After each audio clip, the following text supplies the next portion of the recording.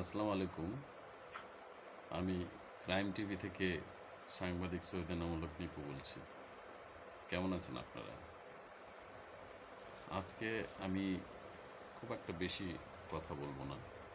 আমি শুধু আহ, রাষ্ট্র সংস্কারের উপরে আমি একটি কথা বলব।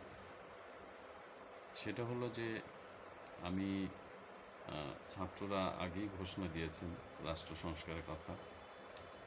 পাশাপাশি ডক্টর ইউনূস সাহেবও বলেছেন রাষ্ট্র ঘোষণা সংস্কারের কথা, এবং এখন সবাই বলছেন রাষ্ট্র সংস্কারের কথা। রাষ্ট্র সংস্কার কারা করতে পারবে এটা কি জানেন? রাষ্ট্র সংস্কার এখনও আপনারাও করতে পারবেন, এবং একটা প্রজ্ঞাপন জারি করে রাষ্ট্রপতিকে দিয়ে সেইটা, যা পরবর্তী সংসদ এটাকে অনুমোদন করে নেবে, এই তো। কিন্তু এটা কি জানেন যে পরবর্তীতে যে সরকার আসে তারা এটা বাতিল করে দিতে পারে। তার চেয়ে আপনারা রাষ্ট্র সংস্কারের কিছু সুপারিশ আপনারা যদি রেখে যান, যেমন আমি একটা কথা বলি, রাষ্ট্র সংস্কারের মূল কথা কিন্তু আহ, রাজনীতিবিদদের উপরে ডিপেন্ড করে। কারণ আপনার পেশা হলো ব্যাংকিং, আর ছাত্রদের পেশা লেখাপড়া। আদার্স আপনার সাথে যে ভদ্রলোকরা আছেন, এক একজন এক এক পেশায় ছিল আগে। কেউই রাজনীতিবিদ না। আর রাষ্ট্র সংস্কারের বিষয় বা গুরুত্বপূর্ণ যে সিদ্ধান্তগুলো, এগুলো সাধারণত রাজনীতিবিদরা যদি না নেয় সেটা টেকসই হবে না আমার মনে হয়। এটা শুধু আমার মত, এটা আর কারো মত না, এটা আমার মত। আপনারা এটা গ্রহণ করতে পারেন অথবা নাও পারেন, সেটা আপনাদের ব্যক্তিগত ব্যাপার। আপনি দেখেছেন যে 1991 সালে যখন আমাদের এই ছাত্র আন্দোলন হয়েছিল, তখন আমিও ছাত্র। আমাদের মূলত এই আন্দোলনটা শুরু হয়েছিল, মজিদ খান শিক্ষামন্ত্রী ছিলেন তদানীন্তন এরশাদ সাহেবের সরকারের। সেই মজিদ খানের শিক্ষানীতির বিরুদ্ধে আমরা প্রথম রুখে দাঁড়াই, এবং সেদিন 14 ফেব্রুয়ারি 1983 ঢাকা বিশ্ববিদ্যালয় অপরাজয় বাংলার পাদদেশে বা মধুর ক্যান্টিনের সামনে, এখন আমার ঠিক মনে নেই, এই মজিদ খানের শিক্ষানীতির বিরুদ্ধে ছাত্র সংগ্রাম পরিষদ একটি সভা ডেকেছিল। আমরা মিছিল নিয়ে যাচ্ছিলাম, এবং বায়তুল মোকাররমের সামনে আমরা প্রথমে পুলিশ এবং পরবর্তীতে সেনাবাহিনী দিয়ে আক্রান্ত হই, এবং এই 14 ফেব্রুয়ারি প্রথম আমি সেনাবাহিনী দিয়ে গ্রেপ্তার হই। আমাকে নিয়ে গিয়েছিল আপনার এখন যে শাহবাগ থানা আছে তার পিছনে পুলিশ কন্ট্রোল রুম ছিল, ওই সময় ছিল এটা সামরিক উপ অঞ্চল ক, ওইখানে ধরে নিয়ে গিয়েছিল, এবং 3 দিন রেখেছে। আপনার ঠান্ডা শীতের মধ্যে মাঠে বসিয়ে রেখেছে, তারা গায়ে হাত দেয় নাই, কিন্তু বসিয়ে রেখেছে শীতে, মশার কামড়, প্রচণ্ড শীত, এবং খালি গায়ে করে রেখেছিল, খালি গায়ে। তো যাই হোক, সেই কথায় না যাই, কারণ যেটা নিয়ে বলি, তখন আপনারা জানেন যে আওয়ামী লীগের নেতৃত্বে 15 দল, বিএনপির নেতৃত্বে একটা দল ছিল, এবং জাসদ এরা মিলে, ইনু বা এরা মিলে আরও 5 দল, এরকম একটা দল ছিল, কি 15 দলীয় জোট, 7 দলীয় জোট আর 5 দলীয় জোট, এরকম কিছু ছিল আমার এই মুহূর্তে মনে হয়। এই 3 জোটের রূপরেখা অনুযায়ী কিন্তু আমরা সংসদীয় গণতন্ত্রে ফিরেছি, এটা তো আপনি জানেন। যে এর আগে রাষ্ট্রপতি শাসিত সরকার ছিল, এটা সবাই জানা আছে। সংসদীয় গণতন্ত্রে ফিরেছি।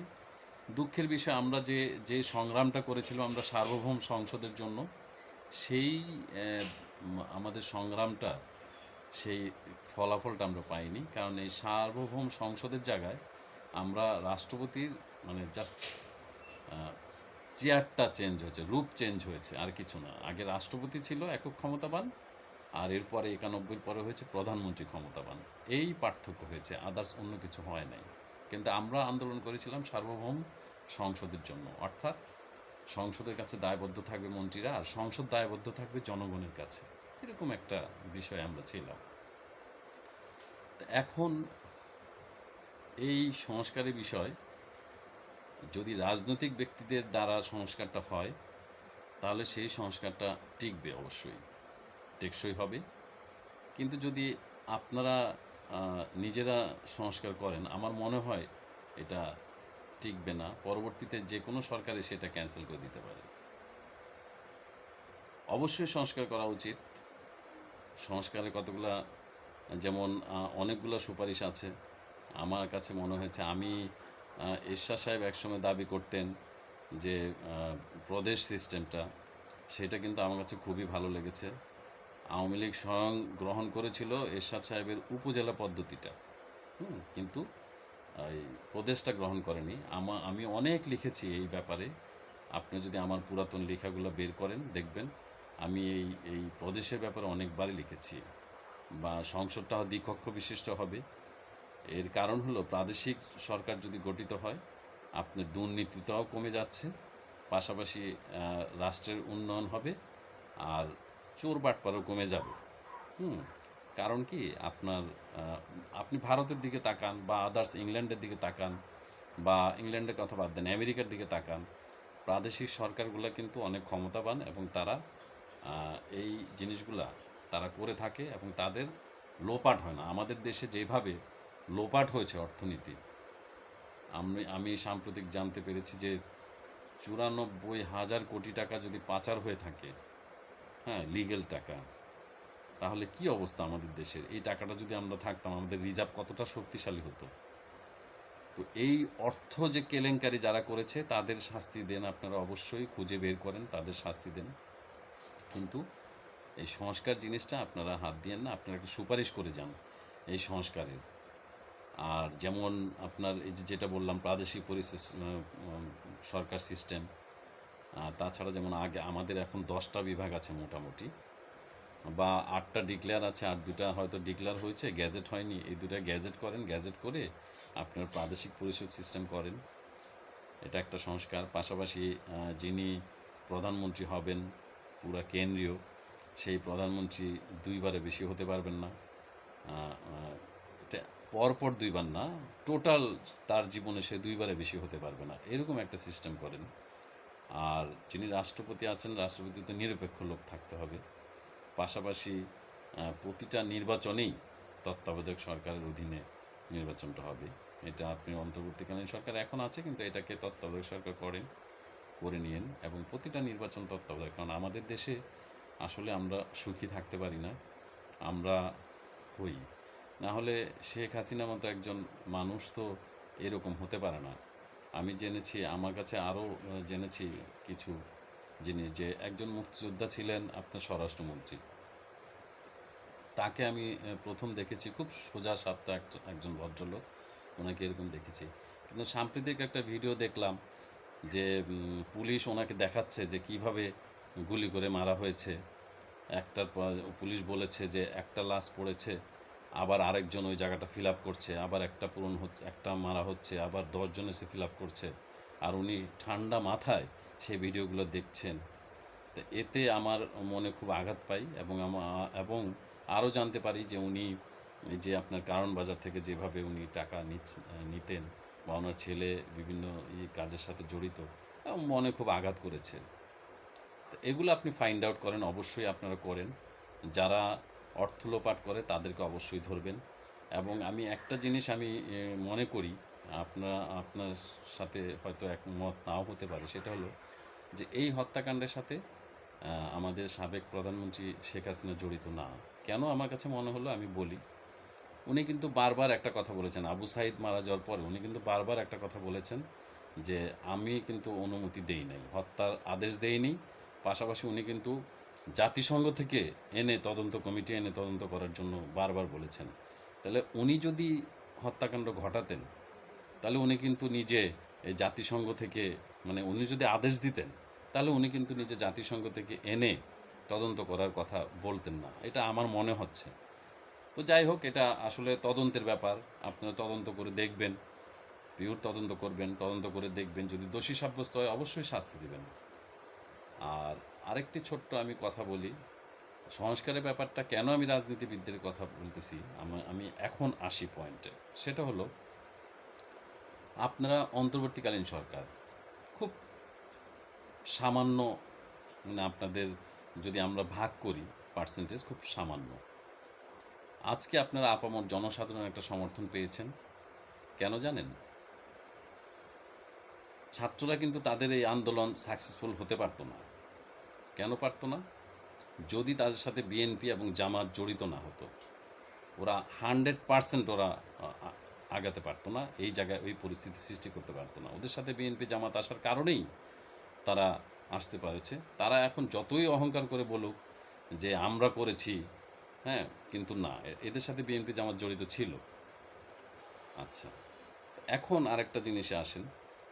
আপনারা যদি রাজনৈতিক সংস্কারগুলো আপনারা যদি রেখে যান, যেমন আওয়ামী লীগের কিন্তু 40% ভোট আছে, এটা কিন্তু 100%। 40% ভোট আছে দেশের জনসংখ্যায়, আমাদের 18 কোটি জনসংখ্যায় 40% আওয়ামী লীগের ভোট আছে। এখন ধরেন সাম্প্রতিক পরিস্থিতির কারণে 5% কমে গেল, 5%, কিন্তু আর কিন্তু কমবে না, কারণ যারা আন্দোলন করেছে এদের মধ্যে কিন্তু ভোটার খুব কম, ভোট দেওয়ার মানুষ কিন্তু অনেক কম।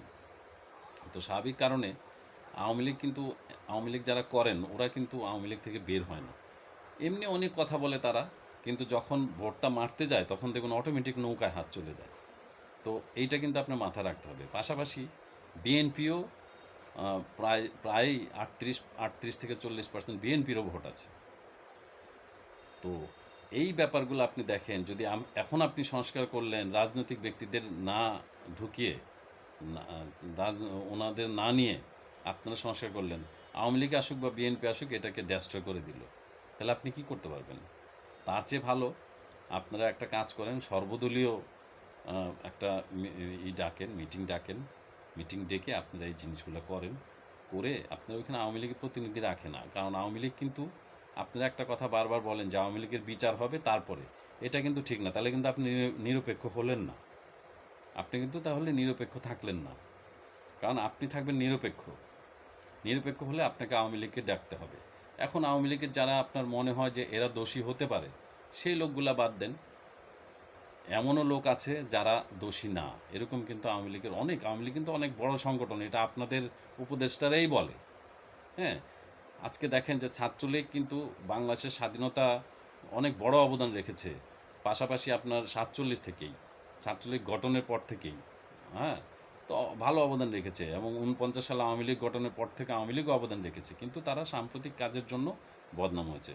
যেমন ওবায়দুল কাদের সাহেব ছাত্রদের বিতর্কিত করেছে এই মুহূর্তে, যেমন সেদিন বলল উনি যে আমার ছাত্রলীগই তাদের মোকাবেলা করতে যথেষ্ট, এবং তারা ওনার ওই কথায় ছাত্রলীগ হামলা করেছে, এটা কিন্তু 100%। এই কারণে ছাত্রলীগ একটা বদনামে পড়েছে। আর আওয়ামী লীগ বদনামে পড়েছে আওয়ামী লীগের কিছু চাটুকার মন্ত্রীর জন্য, আর তারা শেখ হাসিনাকে উল্টাপাল্টা বুঝিয়েছে।